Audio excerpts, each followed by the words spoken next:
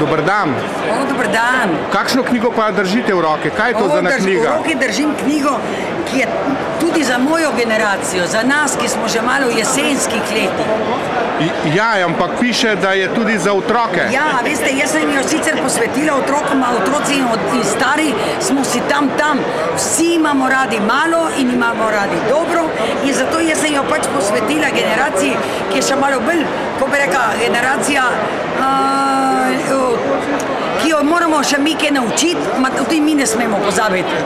A to pomeni, da imajo otroci in pa vaša generacija podobno prehrano oziroma priporočate podobno prehrano? Ja, tako je. Če bi še enkrat napisala, bi napisala za otroke, za nas starejše in za vse pametne.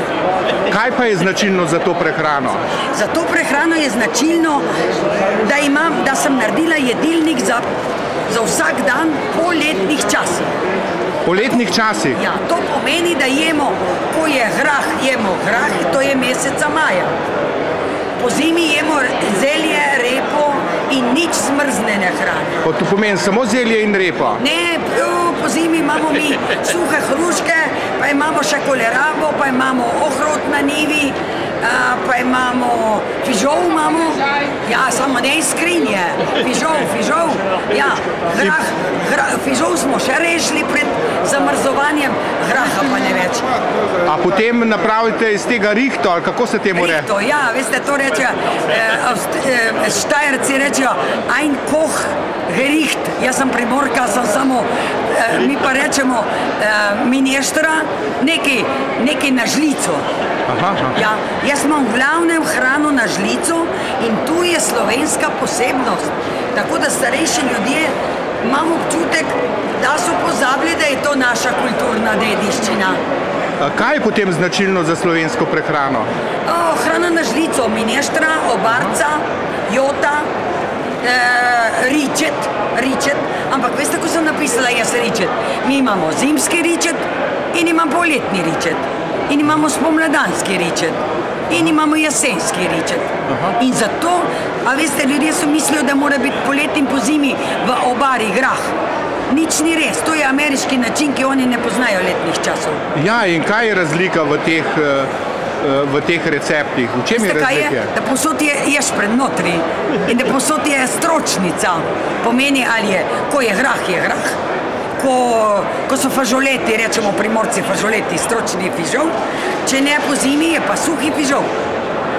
No, v vaših knjigah je značilno, oziroma saj tako pravite, da so recepti napisani tako in tehnologija kuhanja taka, da je hrana živa, da ima nekaj v sebi. Tako, to je uno. In kako do tega pridemo? A veste kaj, zato da v skrinje izklopimo, ker ljudje so začeli jesti zmrznjeno hrano, pijejo zmrznjeno pijačo, jejo sladoled in zdaj so zmrznili.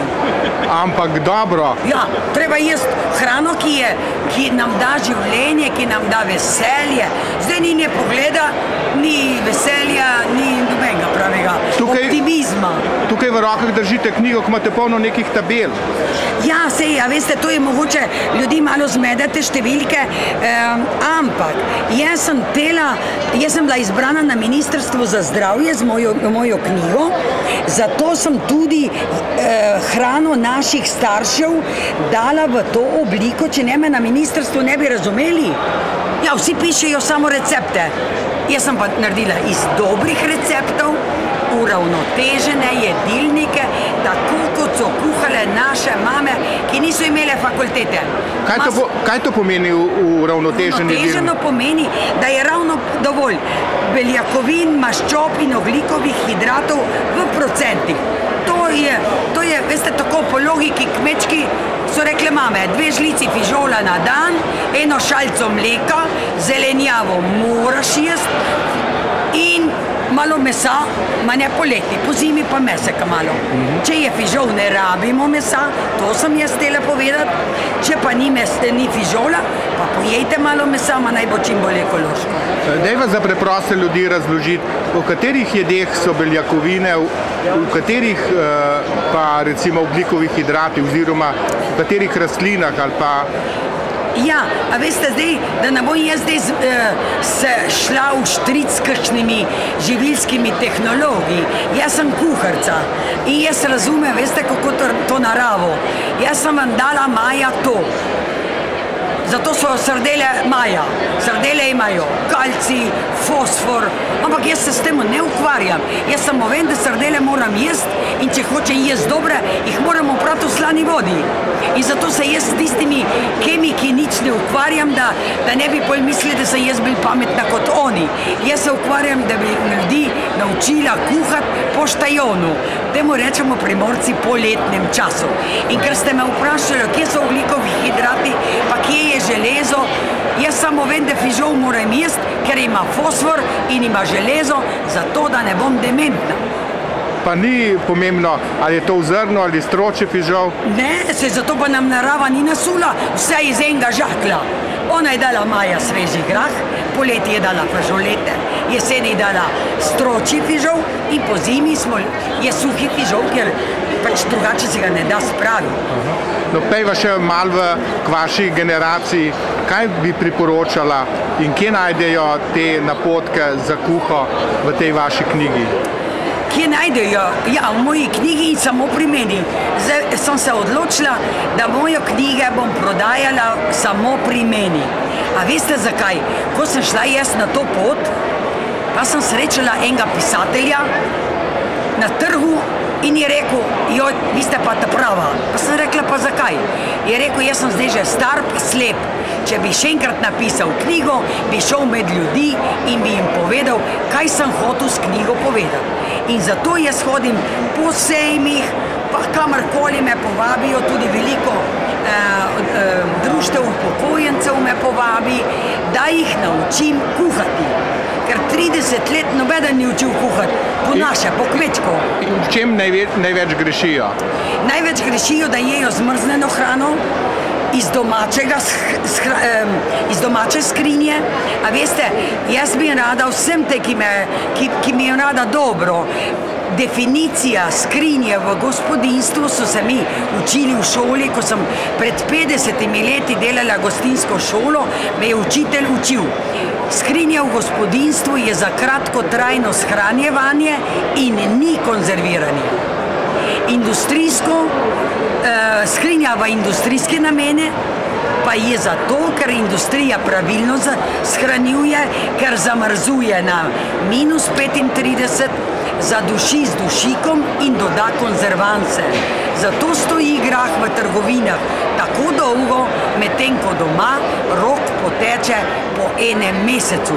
In zato mnogi starostniki jejo hrano s pretečenim rokom. Jaz tem rečem, sklopite skrinje, namočite fižol, vroče v vroče. Ta moj fižol je samo ena od, lahko je tudi golaž, vroče v vroče. To traja... Kaj to pomeni vroče v vroče? Vroče v vroče pomeni, to je vroče polnjenje, ki je ena vrsta konzerviranja.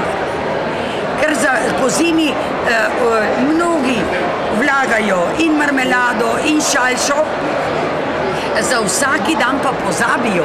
Skuhajo fižol, dajo kozico v hladilnik, pride zrak in zasmrdi. In se ogromno hrane meče proč. Samo vroče v vroče, vzamejo tak majhen šalčko, pa majhen kozarec, da se ne spečejo, napolnejo notri, obrnejo in imajo za 2-3 dni. Lahko še malo pasterizirajo, ker mnogo ljudi starejših živi ali v dvoje ali celo sami in je velik strošek vsak dan kuhati. In zato mnogi hodijo preveč, pa tudi drago je. Tako da to bi rada priporočila starejšim in še nekaj bi rada priporočila, samo moram vzeti tukaj. Rada priporočila, da kuhajo iz živil. Tu sem prinesla koruzno moko, koruzni zdrob. Zato, da mnogim povem, da instant polente oziroma instant hrane se ne sme pogrebati. Mnogi starostniki skuhajo instant polento na 3 minute kuhajo celo malo več, ker mislijo, da s tem bojo kaj izboljšali, ampak ne. In potem pogrevajo. Tega se ne sme delati. Tudi če date kakšne industrijske dodatke, vegeto ali karkoli v juhe, take juhe se ne sme pogrevati. Zato priporočam, da kuhajo iz koruznega zdroba, ga presejejo, lonec namažejo z oljem, dajo vodo, zrno soli, zakuhajo redko, pokrijejo in se samo kuha. Ko je kuhano, polovico zlijem na en ploh, temu Primorci rečemo po furlansko, ostalo pa dam vroče v steklo, ali v kozarec, ali v steklen posodico, pohladim in dam v hladilnik in imate lahko tudi 2 dni. In če povzameva, kakšen bi bil vaš potem napotek pri kuhanju pri starejših? Ja, da se vendar zavemo, da kuhanje je več kot samo jesti. Kuhanje je razmišljanje. Kaj bom kuhala, koliko bom kupila, koliko časa bom kuhala, koliko bom potrošila in kaj bom naredila, kakšno zgodbo bom naredila, kakšna lepa slika. Jaz, ko nekaj skuham, ne vem, kaj naj bi zdaj pokazala, ampak nič, naredim jajce na oko. Pa eden se razbije, pa eden se ne razbije. Veste, jaz v vsaki jedi, ko jo skuham, vidim eno lepo sliko, ampak ta slika je moja in se veselim, kar naredim. Res pa je, da bi rada starejšim povedala, da se je treba malo potruditi, ne za vsako figo klicati, hčerko, pridi mi malo skuhati. Pa reče hčerka, mama, saj si še fejst, skuhaj si sama. Ne morem. Kak ne moreš, mama? Potrudi se.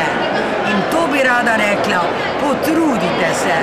In skuhajte in dodajte malo ljubezni.